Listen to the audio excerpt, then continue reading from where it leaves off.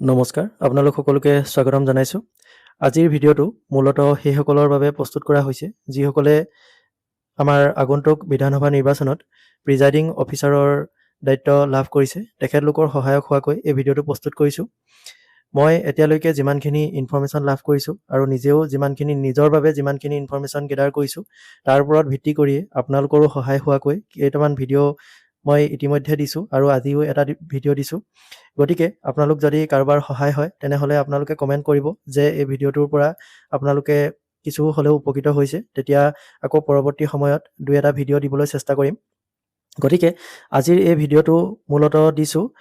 আমাৰ মাজৰ যিসকল চৰকাৰী কৰ্মচাৰীয়ে প্ৰিজাইডিং অফিচাৰৰ দায়িত্ব লাভ কৰিছে, তেখেতলোকে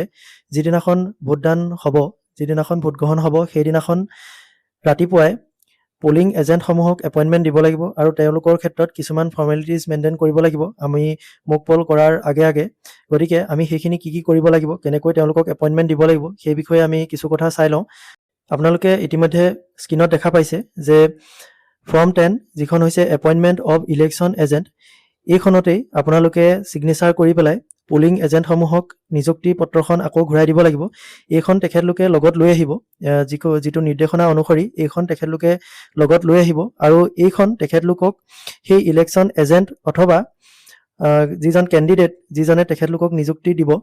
যিসকল পোলিং এজেণ্টক তেখেতলোকে লৈ আহিব লগত আৰু সেই কেণ্ডিডেটসকলে তেওঁলোকক এইখন দিব। এতিয়া আমি এই ফৰ্ম 10খনত কি কথা আছে সেই বিষয়ে কিছু চাই লওঁ। প্ৰথমতে আপোনালোকে দেখা পাইছে প্ৰথম যিটো শাৰী আছে তাতে প্ৰথম চেণ্টেন্সটোতে ইয়াতে এইটো এছেম্বলি কনষ্টিটুৱেঞ্চিটোৰ নাম লিখা থাকিব। এইখিনি তেওঁলোকে ফিল আপ কৰি আনিব আৰু শুনিবলৈ পোৱা অনুসৰি তেখেতলোকে বহুতে এইখিনি ফিল আপ কৰি নানেও, তেতিয়া আপোনালোকে চেক কৰি ল'ব এবাৰ। তেতিয়া যদি সুবিধা হয় তেওঁলোকৰ হতুৱাই এইখিনি ফিল আপ কৰাই ল'ব। ইয়াৰ পিছতে আই অৰ্থাৎ ইয়াত সেই কেণ্ডিডেটজনৰ নাম থাকিব, অৰ্থাৎ সেই কেণ্ডিডেটজনে যিহেতু সেই পোলিং এজেণ্টজনক নিযুক্তি দিছে, গতিকে তেখেতেই প্ৰথমতে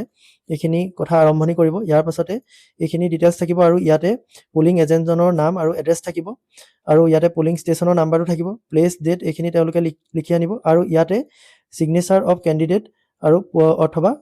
ইলেকশ্যন এজেণ্ট, ইয়াতে মানে সেই কেণ্ডিডেটজনৰ নাম থাকিব যিজনে এই পোলিং এজেণ্টজনক নিযুক্তি দিব। ইয়াৰ পাছতে এইটো ডিক্লেৰেশ্যন আছে, ইয়াৰ তলত যিটো আছে ছিগনেচাৰ অফ পোলিং এজেণ্ট, ইয়াতে পোলিং এজেণ্টজনে ছিগনেচাৰ কৰিব। এতিয়া এইখিনিলৈকে তেখেতলোকে আগতীয়াকৈ ফিল আপ কৰি আনিব, অৰ্থাৎ এইখিনিত আপোনালোকৰ কৰিবলগীয়া একো নাই। ইয়াৰ পাছত যিখিনিত আছে এই ডিক্লেৰেশ্যনটোত আমাৰ চাইন কৰিবলগীয়া আছে। ইয়াতে এইটো ডিক্লেৰেশ্যনটোত আপোনালোকে এইখিনি কি আছে পঢ়ি চাই ল'ব এবাৰ। ইয়াতে ছিগনেচাৰ বিফৰ মি লিখা আছে, অৰ্থাৎ এই যিজন পোলিং এজেণ্ট তেখেতে ছিগনেচাৰটো প্ৰিজাইডিং অফিচাৰজনৰ আগতে কৰিব লাগিব, অৰ্থাৎ আগত তেখেতে এই ডিক্লেৰেশ্যনটো তেখেতে এইখিনি কথা মানি লৈছোঁ বুলি ইয়াতে ছিগনেচাৰটো কৰিব লাগিব। তাৰপিছতে ইয়াতে প্ৰিজাইডিং অফিচাৰে ছিগনেচাৰ কৰিব আৰু চিল মাৰিব। গতিকে প্ৰিজাইডিং অফিচাৰে ইয়াতে ছিগনেচাৰ আৰু চিল মৰাৰ পাছতে সেই এপইণ্টমেণ্ট লেটাৰখন ভেলিড হ'ব আৰু এই এপইণ্টমেণ্ট লেটাৰখন পুনৰ আমি সেই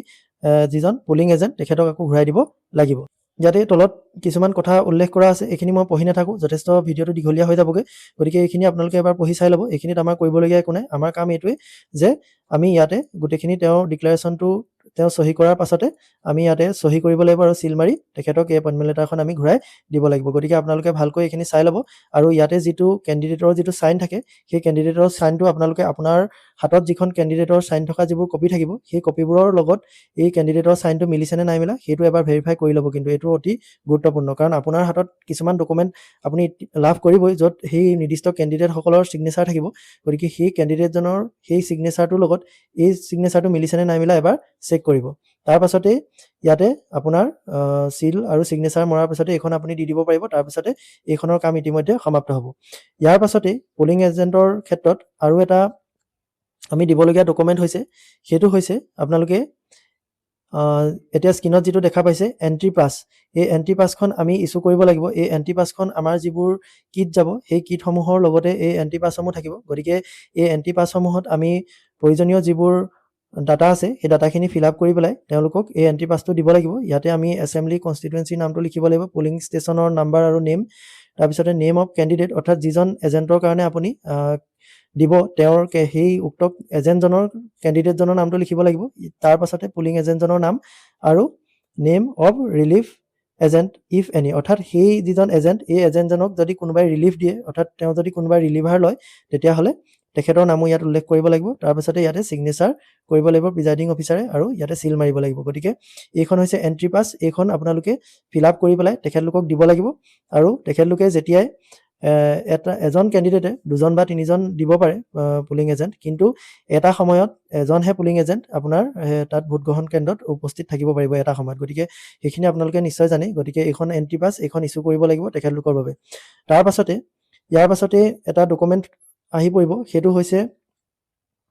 এটো হৈছে আমাৰ প্ৰিজাইডিং অফিচাৰ সকলে পুলিং এজেন্ট বা তেওঁলোকৰ যিসকল ৰিলিভাৰ থাকিব তেখেতলোকৰ ক্ষেত্ৰত এখন মুভমেন্ট সিট এখন মেইনটেইন কৰিব লাগিব ইয়াতে আপোনালোকে দেখা পাইছে ইয়াতে 1 2 3 কে আছে ইয়াতে প্ৰথমতে আছে নং এণ্ড নেম অফ পাৰ্লিয়ামেন্টাৰী কনস্টিটুৱেন্সি ইয়াতে হেখিনি নাম লিখিব লাগিব তাৰ পিছতে নং and name of assembly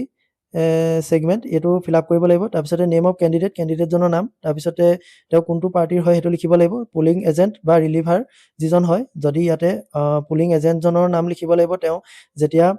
entry কৰিব আৰু ইয়াত যদি ৰিলিভাৰে যদি এন্ট্ৰি কৰে তেতিয়া তেখেতৰ নাম লিখিব লাগিব তাৰ পিছতে টাইম অফ এন্ট্ৰি তেও যেতিয়া এন্ট্ৰি হ'ব তেতিয়া তাৰ টাইম সিগনেচাৰ তাৰ পিছতে এক্সিট টাইম আকৌ তাৰ পিছত সিগনেচাৰ ল'ব লাগিব গতিকে এইখন আপোনালোকে মেইনটেইন কৰিব লাগিব এইখন পুলিং এজেন্টৰ মুভমেন্ট সিট আৰু হেখত আপোনালোকে এইখিনি ইয়াতে সহি কৰি পেলাই এখন আপোনাৰ প্ৰয়োজনীয় ডকুমেন্টৰ লগত এনভেলপত ভৰাই পেলাই এখন জমা দিব লাগিব ইয়াৰ পিছতে আৰু এটা ডকুমেন্ট হৈছে যিখিনি পুলিং এজেন্টৰ লগত জড়িত হেতু হৈছে এটো হৈছে account of entry passes issues to polling agent আপুনি পুলিং এজেন্ট সকলৰ বাবে কেইখন